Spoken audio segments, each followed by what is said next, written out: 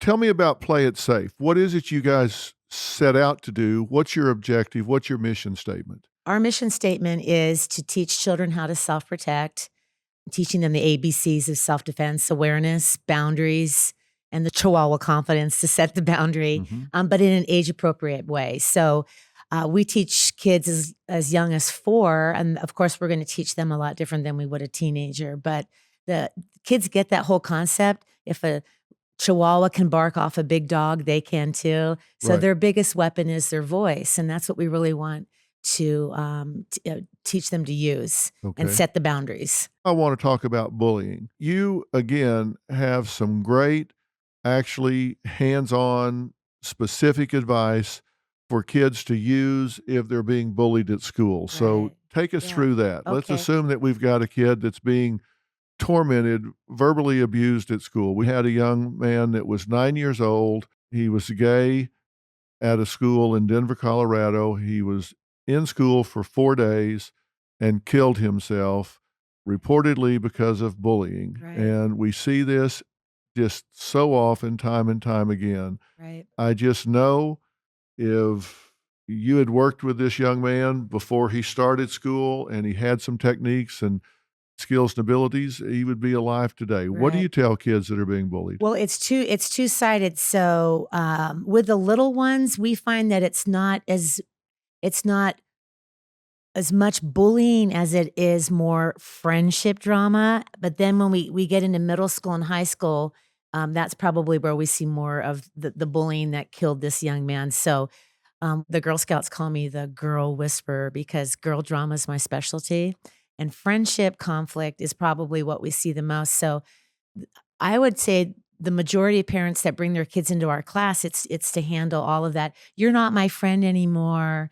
You can't play with us because you're not good. I'm better at that than you are. So what we do is we teach them verbal karate. So you punch me with a mean comment. So yeah, go ahead and tell me I'm ugly, and I'm going to show you the wrong way. All right, you're just an ugly loser. Yeah, whatever. Like I really care what you think, just because you're Dr. Phil. See? Well, that So really yeah, hurts. yeah. So that's the wrong way to handle it, right? Because didn't I just lose my power to you? Yeah, of Yeah, course. exactly. Sassiness attracts more Yeah. sassiness. I have this huge poster of a sassy Sasquatch that we tell the kids, you don't want to say so, I don't care, who cares, or whatever. So now we're going to replace those with more powerful responses. So Yeah, because when you do what you're talking about, then they've poked and you've reacted, you've and that's what they responded. want. They've got the desired And they reaction. have your power. Yeah, they've gotten Right. under your skin, so they've Uh-huh. got control. Right. Okay, so, Now, so tell me I'm ugly again. all right, you're just an ugly loser. Oh, that's good to know. Hey, how was your summer? Well, fine. I mean, it takes the air out of it. It takes the air Right, out of the balloon, right? yeah. So responses like, we have an acronym called WINNER. W, walk away. I, ignore the comment and don't look back. N, no sassiness. Say, okay, sure, or good to know, or indeed, noted.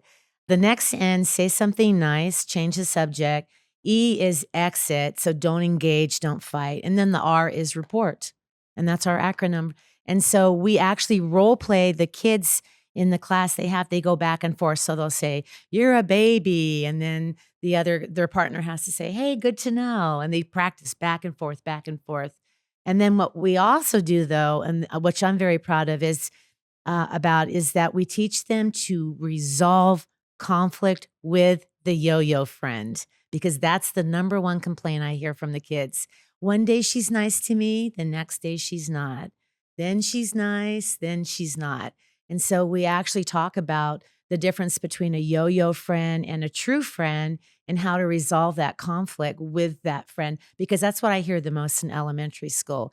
Then you turn the road and you get to middle school and high school, and that's where we see, more of the, bullying at its extreme. Okay. Yeah.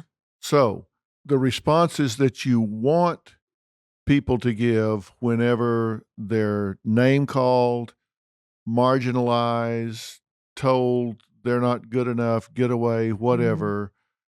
Give me a list of responses again. Yeah, good to know. Yeah, okay, sure. and you have to do it with a smile, because if you Uh-huh. don't smile, then you look mad, right? Yeah. Um, uh, Indeed, noted, or with the littles, like with your granddaughter, tell her if someone says to her, "You're not my friend anymore," she should just say, "Well, you're still my friend." Mhm. Little kids are like, "Oh my gosh, I can't believe she said that to me," Yeah. just being nice, changing the subject, Okay. but not reacting. In fact, we always say to the kids, it's okay to feel mad or sad. Just don't let a mean kid see my feelings. Keep my power with a kind comment and a smile, even though I feel like hitting them, Mhm. because we're not going to lie to them. That's what they feel like doing, Right. but then they'll lose their power. If they do this with any kind of consistency at all, then that person that's picking on them is gonna go find somebody else that's easier to deal with. Someone who's not confident, and that's it in a Yeah. nutshell. Do you know, in our class, and I really encourage parents to do this with their children, have your child stand up straight, hands at their side, because when you put your hands in front of you, that looks shy or weak. Crossing the arms is mad.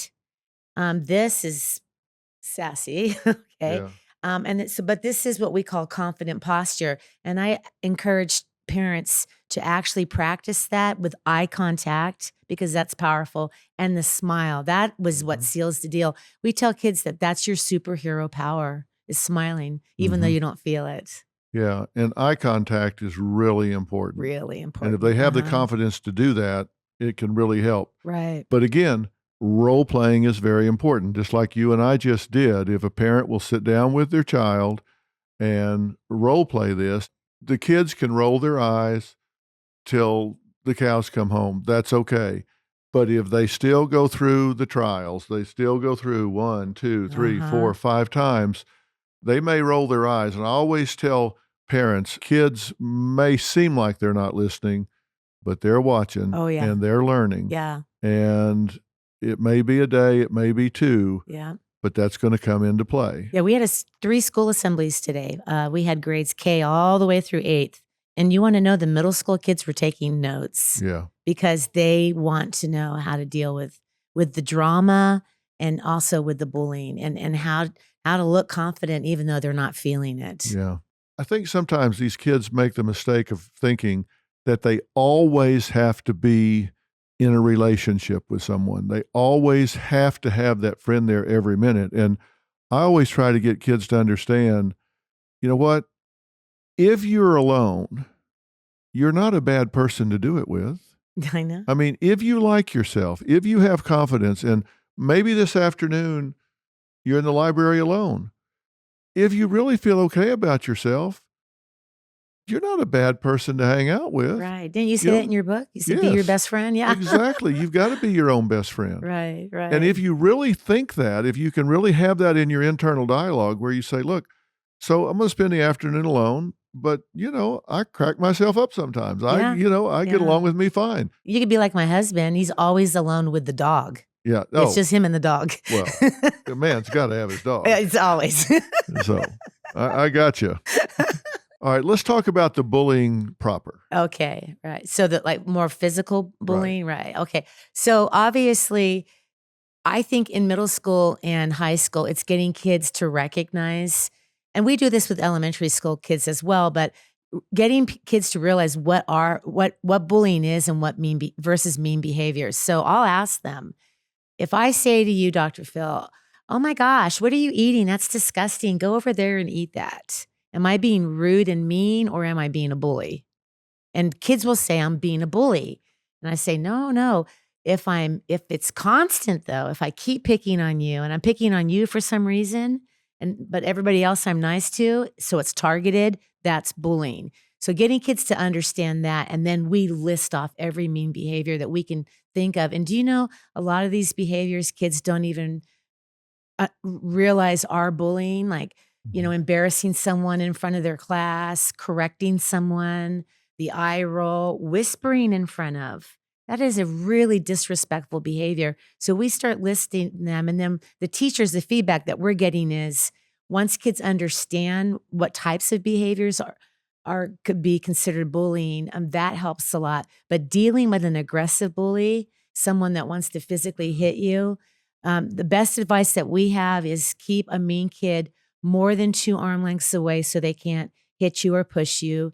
Use your voice to attract attention. Make sure your hands are up so people can see that.